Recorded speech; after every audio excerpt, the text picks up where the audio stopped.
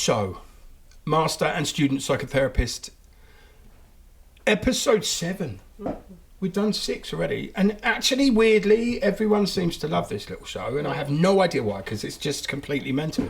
Okay, so, but juxtaposition, Laura Drain, psychotherapist, Edmund Aitken Ballard, known as Jim, don't ever call me Edmund, is a student. Not so much at the minute, actually. I'm supposed to start level 3, but I have to prove my earnings are less than some level. And then they've said, but no, we need this exact document. Well, I'm self-employed and I don't have that document. And then they're going, well, we can't process your... And I'm like, I tell you what, you're stopping my forward momentum. So we will see what happens, but I'm still a student of the whole thing. I wanted to just start on a bit of a subject. It dawned to me in the car this morning, right? And I was driving to... I can't remember where I was going. Oh, I was taking my son to school. And I suddenly thought, you've got all these main men in like psychology and psychotherapy. So you've got Jung, who is responsible for a lot of the 12-step stuff, kind of. Yeah, okay. Right. Well, like, so Freud, Jung, and all those others, right? So why are some people seen as these leaders in mental health? Why are they so validated by others when there are plenty of other people spouting different things? So Freud, he's been kicked into touch, but still his teachings are used as a way of monitoring mental health. Do you see what I mean? So why are we trusting in these people? Why do they know more? So when it comes to people like Freud and Jung, I think they were groundbreaking. Okay. So especially Freud, he started writing about this stuff before anybody else had really written anything that anyone had taken any notice of. So I think it was because he was a front runner. Right. He was one of the original people that started noticing patterns and coming up with theories and applying theories in practice and then getting kind of anecdotal evidence to support his theories. So I just think that it was because they were like the first to do it. They were like the Beatles of mental health. Yeah, pretty much. Okay, so, I mean, they have different theories for the same end. So mental health is complicated, complex, many different roads, many different lines, but they have their thinkings about different directions. So I don't know a lot about this, so I am struggling, but the question was, why am I trusting these people still when surely there should have been, forward momentum moves, which there have been in thinking, but they were the start of it. Yeah.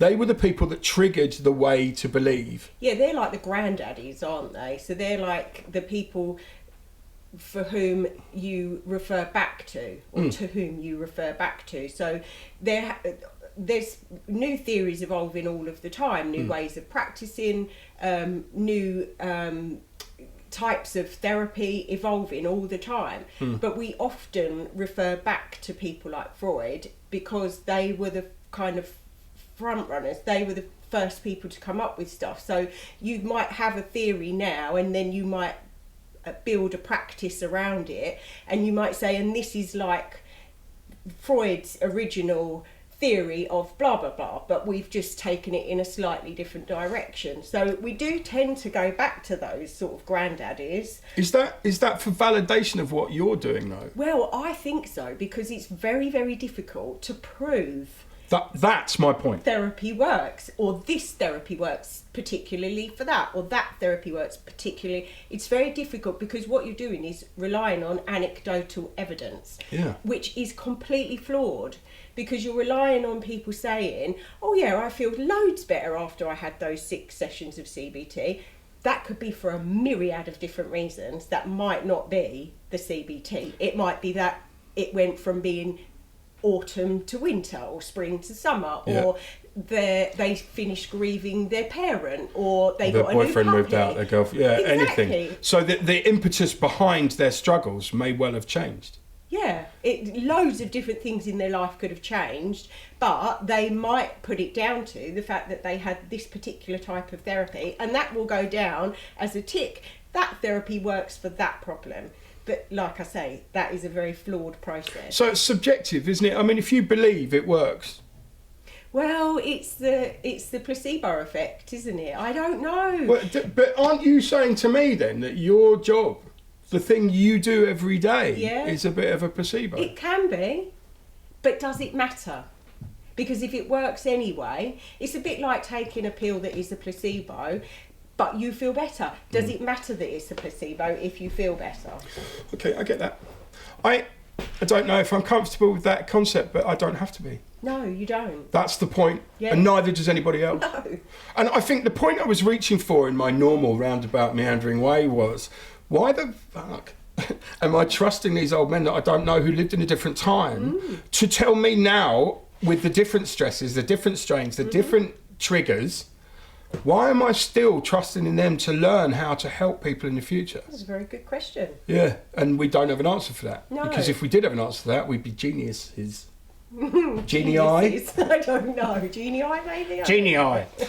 We're genial. Does that work? No. No, we're not genial either. I'm not very nice. But, right, okay. So that leads me on to another topic, which is triggering. Okay. Okay, so you and I are both, well, I'm abstinent and you are in recovery because I haven't gone to a meeting yet. Notice I said yet. I'm really pleased that you made that distinction, Jim. Well done. No, well, I'm learning. If nothing else, I am a student.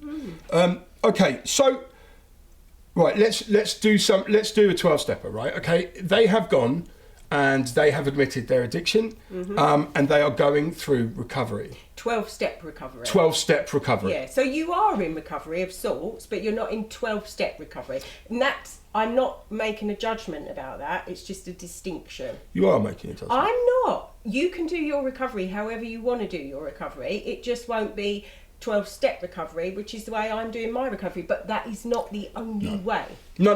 Well, I mean, it can't be because I've been abstinent for 15 years. From some stuff. But not in total recovery. Right. Okay, look, right, let's quantify me then for now, right? Okay, so I realised I had a drug addiction because I had no control over it anymore. So the thinking was the same, right? I cannot stop because it's not my choice. So that's fine. So basically I got sick to the point where I was going to die, blah, blah, blah, come out of hospital, went on a massive bender, ended up in the same hospital bed again, and then went, I can't do this, I'm going to die. Right, melodramatic, yes. EastEnders moment, but real. So then I stopped taking drugs. The weirdest part about my journey is that I wanted to take cocaine originally so I could be at the bar the longest. I could drink forever. But alcoholism wasn't ever a problem as far as I was aware. Okay, so we've done all this. Now, part of going into the 12 steps is, you've got to accept everything, right? You've got to accept what you've done and all of that. But what I'm looking for is when people go to therapy, whatever they're in, right? What traits are you looking for in what they're saying about them being triggered? What might set people off to reuse? Well, it's actually a very good question because there are different schools of thought about this. There are some therapists who won't do like psychotherapy, so like deep therapy with people who are in recovery with less than 5 years abstinence or 12-step recovery, whatever. Because it can be too triggering. Because we have a pathway burnt in our brain as addicts. Like Neural we feel pathways. pain, we take a substance. We feel pain, we take a substance. So you have to allow time for that pathway to die and for a new pathway to come into being, which is we feel pain, we do something else with the pain. We don't just take a substance. And some therapists would say 5 years is a good amount of time to have gotten new coping mechanisms so that you can deal with whatever feelings might be triggered in your therapy. But some therapists will do that work straight away. Some people, and me personally, I go by the individual. Right. So I will look at the person and I will ask them questions and I will make a decision about whether or not I feel it's too risky to do that kind of work with someone if they're Right, I don't. Obviously, we don't want details from actual people, but what would be something that would stop you because you thought that they would be triggered? God, it's really hard to like pinpoint that. Evaluation, you know, is the key part of starting that process. So evaluating whether they're ready. The other side of me says, well, yeah, but neural pathways are made instantaneously in the moment and by repetition. Yeah. So if the repetition is broken by a new coping mechanism, that neural pathway will be built. Yeah, but it doesn't happen straight away because you have to have the repetition of the new one for it to become stronger than the one that you're used to. And those pathways are strong in an addict. Yeah. You know, it's like, it's not even a conscious thought. No. Eventually, it just becomes feel the feeling, use the substance. Yeah. So you've got to allow for that process, for this pathway to become dormant, if you like, and for the new one to at least start being active. Yeah. Okay, I mean, that makes perfect sense. I mean, neural pathways, I understand that. The only other thing, I mean, I think what I'm looking for is helicopters. Helicopter? Are they for you or me? I don't know. Oh, well, never mind. So, what I'm looking for is typical human being. What are the flags? Tell me. Well, I mean, a massive red flag is if somebody's suicidal. Yeah. So if they're like talking about suicide, even if they're clean and sober and they're in recovery and they're working a program, but their feelings feel that unmanageable, that they're not sure whether they can cope with life, then that, for me, that's a massive red flag. So where do they go then? Well, no, you still work with them, but we do what we call like containing. Okay. So that is a different type of therapy. Like if someone's suicidal, I'm not going to sit them down and say, right, okay, what happened when you was 5? You know, what happened with that teacher at school that you've mentioned in passing in previous sessions? I'm not going to do that work. No. But what I'll do is I'll just contain their suicidality. Is that, so suicidality, that's a great word. Is that basically setting boundaries for them, you know, healthy boundaries for them Not outside of it? Do you know, Jim, it can be as simple as just being alongside them. Mm-hmm. So if they feel like their world is absolutely overwhelming, what I'll try and do is come and almost, like, not physically, but almost physically, come alongside them. I'm here. You don't even have to talk. We can just sit. If you want to, tell me what it's like. What is it like to be you? You know, how does that feel, to feel so overwhelmed that your only option might be suicide? What is that like for you? And it is just about that, you know, you can share it with me and I can hold it. Yeah. And sometimes it's enough, sometimes it isn't. No. I mean, I think suicide's difficult because there is no hard cut lines about who's going to do what. No. Because I mean, I have a friend, Tom. Everyone said all his life he's going to commit suicide at some point, and he's this and that, and he burnt really brightly as a musician and blew it by erratic behaviour. He come at a load of us with a knife, including me. I was one of his best friends, so I took the knife off him and walked him away because everyone else was doing. And then I left town because I was off my tits for about 5 years. Came back and heard that he jumped under a train. You know, so there are some people that people perceive as suicidal because sometimes they are, but there's also a lot of people who have suicidal thoughts every day that maybe they're functioning and normal in inverted commas. I hate doing that. Why did I do that? Ooh. But I suppose normality for me is very different for you. It's very different for George, for whoever. So it's what they cope with. I think, you know what, as a student, I'm always looking for that equation. This plus this equals this. And in this game, there is no. Oh my God. And that is one of the things that for me, on my training, that they taught me from minute 1, which is do not try and work this shit out because you'll drive yourself nuts. All you can do is be there, be in the room, be next to the person, soak it up. If you can, you know, give some sort of interpretation, ask the right question, but you might find that a lot of your job is just literally sitting there feeling baffled because they feel baffled. So all we do is we sit and we feel baffled together. Is it transference that you're looking for as well? You know, you're picking up on what they're feeling and they're portraying it. So if they're baffled, you can be baffled. If they're going in a certain direction, anger, upset, whatever, happy, sad, manic, You know, you to a certain point can pick up on that. Do you reflect it to help them or? Often I will, yeah. Often I will. And sometimes I pick up on the emotions they can't do. So if I've got a client and they never get angry, but they've had shit happen that would make anybody angry, but they don't, often I'll get it. You'll get angry for them. I'll start feeling really angry, and I'm thinking, what am I feeling? Because I might be getting angry at them, thinking, why aren't you getting angry? And then I have to think, hang on a minute, this doesn't belong to me. Yeah, this isn't, I can't own that. To them. But that kind of interpretation can be tricky, but it's practice. You learn it as you go. Because you make mistakes. I've made so many mistakes where I've interpreted something and the client has rejected it, or it's just hit the floor, you know. So you learn as you go, but everybody's different. So what worked for that person is not necessarily going to work for this person. So, you know, it is a baffling profession. And that's the bit that you have to get used to. Don't feel like you're ever going to work this shit out, because you won't. No. And I think if you do think that you've worked it out, then then your it's delusion. time to stop. Yeah, you're done. Because you're assuming that you understand how other people work, and you don't. We don't. Nobody does. I don't know how your head works. I can assume that sometimes it might be similar to mine, but that is just an assumption. Yeah. I think well, that assumption might be right, because when we did 50 and Coping, the other show, and I suddenly thought, holy shit, somebody is describing my addiction. And that resonated with me to the point where I had to message you and say, oh, that was weird.